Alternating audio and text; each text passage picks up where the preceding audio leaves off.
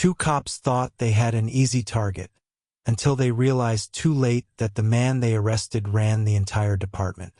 The sound of tires crunching gravel filled the quiet evening air as Julian Coleman, a 48-year-old man with a calm demeanor and a reputation for leadership, turned onto Sycamore Avenue.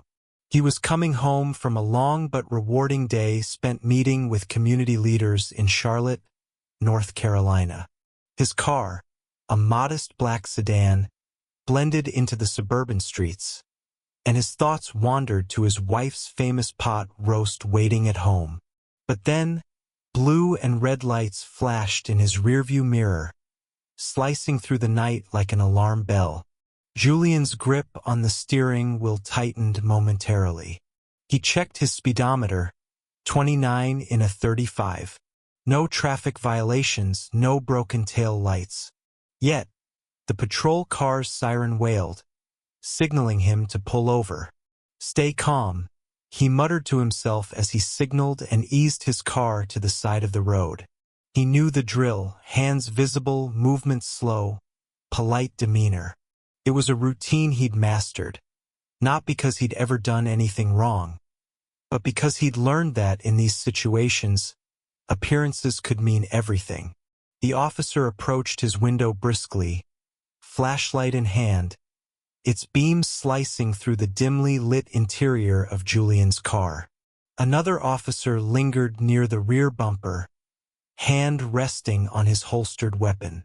"You in a hurry tonight?" The first officer barked, his tone dripping with suspicion. "No, sir," Julian responded evenly, his voice calm but firm. "Just heading home." The officer's flashlight swept over Julian's face, lingering just a second too long before darting down to his lap, his console, and then back to his face.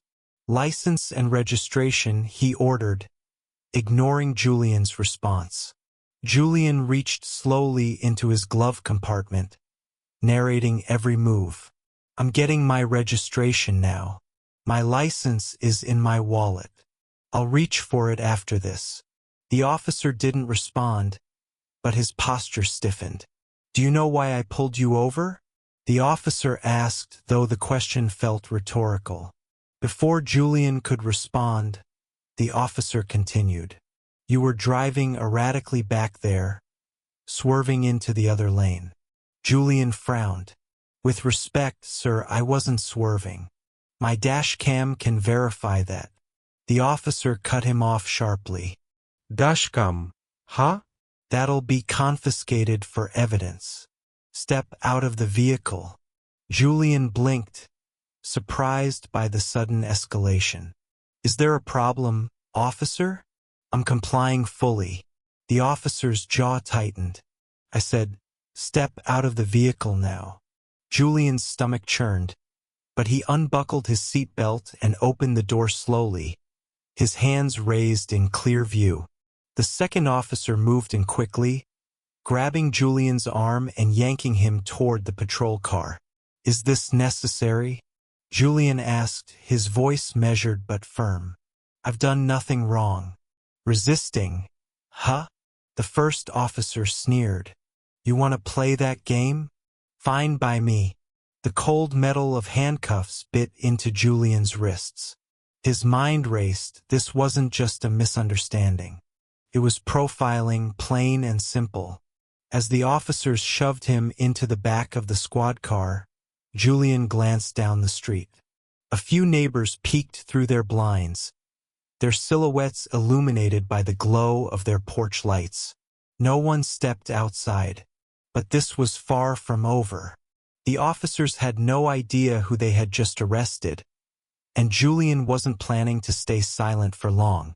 The patrol car rattled slightly as it rolled down the street, Julian sitting stiffly in the back seat. He glanced out the window, watching familiar landmarks blur past, but his mind wasn't on the scenery. Instead, he was trying to process the absurdity of what had just happened. The two officers sat up front, exchanging casual banter as though they hadn't just handcuffed and detained a man without cause. The younger one, Officer Daniels, glanced back at Julian through the rearview mirror. So, what's your story? Late-night drug run? Or you just like giving us a hard time? Julian met Daniel's gaze, unflinching. I'm just a man trying to get home. Yeah, sure, the other officer, a stocky man named Officer Reed, snorted. We hear that all the time. Reckless drivers always have an excuse. Julian bit his tongue. Arguing now wouldn't help. He took a deep breath, mentally running through his options. He knew his rights. He also knew the system, and the odds that it would favor him in this moment were slim. When they arrived at the precinct, the fluorescent lights cast a harsh glare over the holding area. Daniels removed Julian's cuffs with an almost mocking flourish. Welcome to our humble abode. You're going to be here for a while. Am I being charged? Julian asked calmly, rubbing his wrists. Reed smirked. We'll let you know once we figure that out. Sit tight. Julian was led into a small, cold holding cell. The door clanged shut behind him, the echo lingering in the air. He sat on the bench, his mind a whirlwind of thoughts. He'd spent years building a career rooted in justice and fairness, and now he was being subjected to the very abuse of power he'd worked to eradicate. Outside the cell, the two officers leaned against a desk, laughing quietly as they reviewed Julian's license and car registration.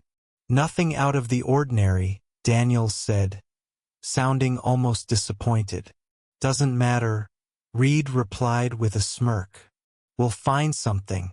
Guys like him always have skeletons in the closet. Julian overheard their exchange, his expression unreadable. He remained seated, hands clasped, posture steady. He wasn't angry, he was calculating. He knew his patience would pay off soon enough. Hours dragged by. Other officers came and went, casting curious glances at the man in the cell. None of them seemed to recognize him, but Julian didn't expect them to. He was new to the area, having taken the position only 3 weeks prior. Finally, just as dawn began to streak the sky with faint orange hues, Julian heard footsteps approaching. A stern-looking officer, clearly higher-ranking, appeared in front of the cell. Her badge read Lieutenant Morgan. She carried an air of authority and professionalism that immediately contrasted with the other two officers. She frowned as she glanced at Julian, then back at the paperwork in her hand. What's going on here? Daniels stepped forward. Picked him up last night for reckless driving and resisting arrest. Morgan arched an eyebrow. Reckless driving? Where's the evidence? We haven't processed it yet, Reed said casually, leaning against the desk. Morgan turned her attention back to Julian. Sir, do you have any idea why you were stopped? Julian stood, meeting her gaze calmly. I was told it was for reckless driving, which I categorically deny. I also have a dash cam that can verify my version of events. Morgan's expression hardened as she glanced at the two officers. You didn't review his dash cam? Reed shrugged. We didn't get to it yet. Morgan exhaled sharply, clearly displeased. Get it now. And Daniels, read my office. Now. As the two officers slunk away, Julian knew the tide was beginning to turn. But this was just the beginning of their reckoning. The cold metal bench pressed against Julian's back as he sat in the holding cell, watching the precinct buzz with activity. The hours stretched endlessly, punctuated only by the occasional shuffle of papers or distant conversations. Despite the stillness around him, Julian's mind was anything but calm. He thought about the night's events, replaying them like a movie. Every sharp word, every unnecessary escalation. It all served as a stark reminder of the deep flaws he'd spent years fighting to fix. His new position as police chief had been an opportunity to address these issues from within, to create a culture of accountability. And now, here he was experiencing the very injustice he had vowed to dismantle. The sound of footsteps brought him out of his thoughts. Lieutenant Morgan returned, holding a tablet. She gestured for him to step closer to the bars. "We reviewed your dash cam footage," she said, her tone clipped but professional. "I've also spoken with the arresting officers. Let me be clear, this should never have happened.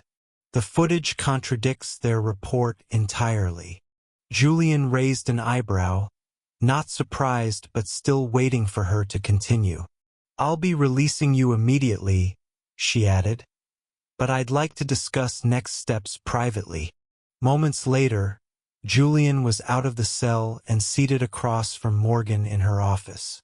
The room was stark, with a desk, a couple of chairs, and a small file cabinet. No frills, no distractions. Just business. "I'll be filing a report against Daniels and Reed," Morgan began, folding her hands on the desk. "But there's something I need to ask." She hesitated, clearly weighing her words. "Who are you really? You're far too composed for someone who just spent the night in a holding cell over nothing." Julian leaned back slightly, giving her a small, measured smile. "I appreciate your diligence, Lieutenant, but let's just say I've been in situations like this before. I've learned to stay calm." Morgan studied him for a moment, then nodded. "Fair enough. But I have a feeling this isn't the last we'll hear of this situation." As Julian left the precinct, the early morning sun warmed his face, but the weight of the night lingered heavily on his shoulders. He didn't head straight home. Instead, he drove to his office, parked in his reserved space, and walked through the doors of the police headquarters he now oversaw. His assistant, Anita, looked up from her desk, startled. "Chief Coleman? You're here early." Julian gave her a nod, his expression neutral. "It's been a long night, Anita. Could you prepare a briefing room for me? I need to address the department this afternoon." Anita nodded quickly, sensing the gravity in his tone. As Julian stepped into his office and closed the door behind him, he exhaled deeply. He knew what was coming. This wasn't just about him, it was about what his experience represented. The public trusted him to lead, to protect, and to hold others accountable. That responsibility weighed heavily, but Julian welcomed it. But before he could act, there was one more storm to weather, the courtroom where everything would come to light. The courtroom was packed. Word had spread quickly about the case, and local media outlets were eager to cover it. Cameras weren't allowed inside, but that didn't stop reporters from lining the courthouse steps, ready to pounce as soon as the hearing adjourned. Julian sat quietly at the defendant's table, his lawyer, Sandra Reyes, flipping through a thick folder of evidence. Sandra was a force to be reckoned with, sharp, unrelenting, and with a reputation for dismantling weak arguments with surgical precision. Across the room, Officers Daniels and Reed sat with their department-appointed attorney. Daniels looked nervous, his foot tapping uncontrollably, while Reed tried to appear unfazed, leaning back in his chair with a smug expression. The judge, an older man with a no-nonsense demeanor, entered the room and called the session to order. "We're here today to address the charges brought against Mr. Julian Coleman. Prosecution, you may proceed." The prosecutor, a young and somewhat hesitant lawyer, stood and began outlining the case. As it was initially reported, on the night in question, the defendant was observed driving recklessly, swerving into another lane. Upon being stopped by Officers Daniels and Reed, he became uncooperative and resisted arrest. Sandra barely suppressed a smile. She leaned over to Julian and whispered, "They're walking right into it."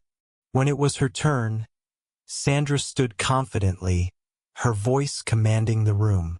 "Your Honor, the charges against my client are not only baseless, but are also a direct result of racial profiling and abuse of power.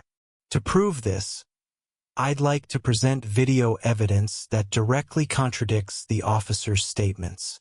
The judge nodded. "Proceed." Sandra gestured to the bailiff, who dimmed the lights and began playing the dashcam footage. The room fell silent as the video showed Julian driving steadily within his lane, the speedometer reading a constant 29 miles per hour. The officer's patrol car, visible in the rearview mirror, turned on its lights without cause. Next came the body cam footage. The courtroom watched as the officers approached Julian's car, their aggressive tone evident from the first action. The footage revealed Daniels muttering under his breath, another one of them causing trouble, followed by Reed chuckling and replying, "Figures!" Gasps rippled through the audience. The judge's brow furrowed deeply as he glanced at the officers. Sandra paused the video and addressed the court. "This is the professionalism displayed by Officers Daniels and Reed. Now, let's fast forward to the arrest itself." The footage continued, showing Julian complying calmly, narrating his movements as he retrieved his registration and license. The contrast between his composed demeanor and the officer's hostility was stark. By the time the video finished, the courtroom was tense. Sandra turned to the jury and said, "This is not just an abuse of power. This is a direct violation of my client's rights, rooted in bias and prejudice." The prosecution stood, visibly flustered. "The officers believed they had probable cause," Sandra cut in sharply. "Probable cause based on what? Driving safely, following instructions? Or perhaps it was the color of his skin." The judge banged his gavel lightly, calling for order. "Let's keep this focused." Sandra's voice softened, but her words were no less powerful. "Your Honor, before we proceed further, my client has something to share with the court." Julian stood, adjusting his tie. He scanned the room, making eye contact with the officers before addressing the judge. "My name is Julian Coleman," he said, his voice calm but firm. "I am the chief of police for this city. I was appointed 3 weeks ago to lead this department and address the very issues you've seen here today. I chose not to disclose my position early because I wanted the truth to come out organically, without bias or interference. And now it has." The room erupted in murmurs. Danielle's face turned pale, while Reed's smugness evaporated in an instant. The judge banged his gavel repeatedly, demanding silence.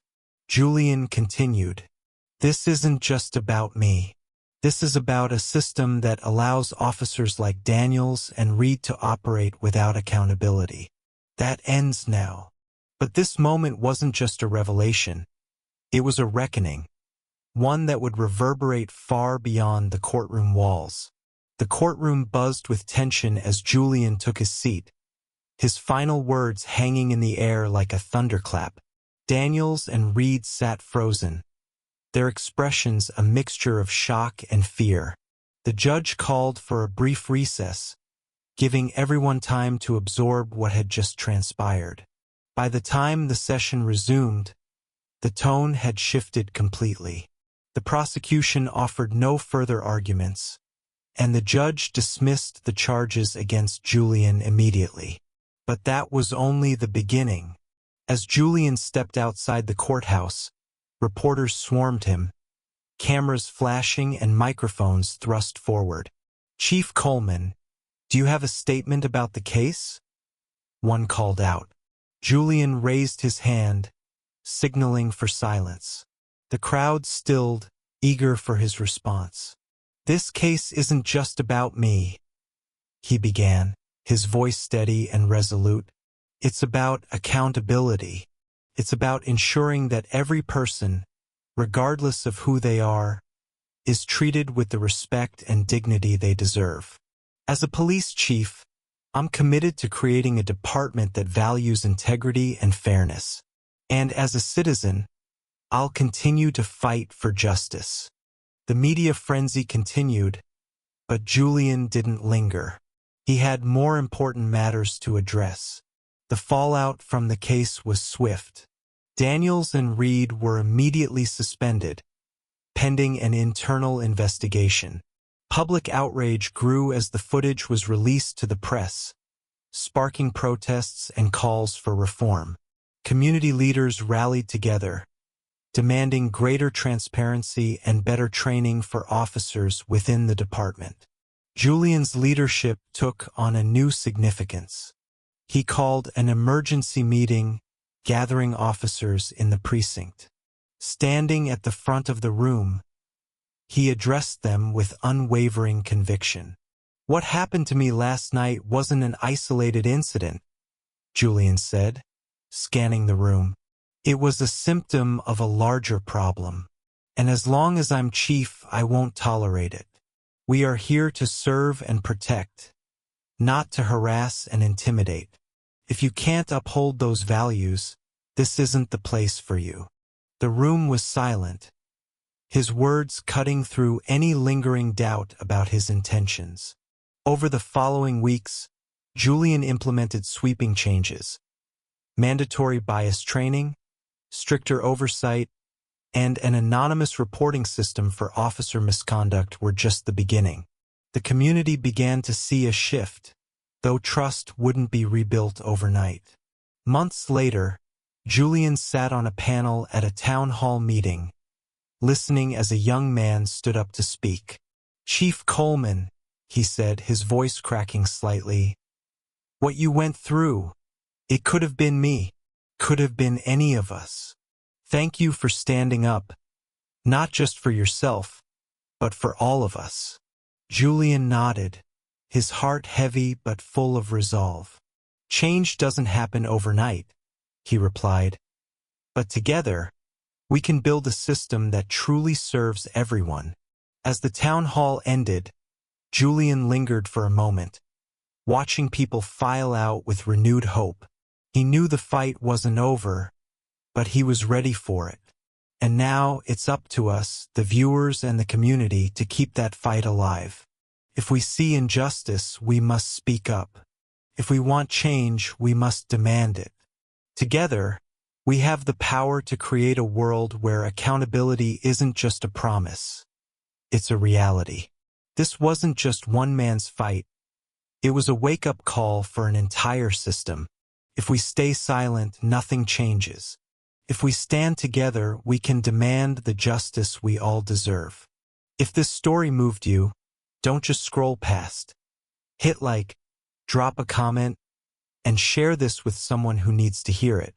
And if you're not subscribed yet, do it now, because these are the stories that matter.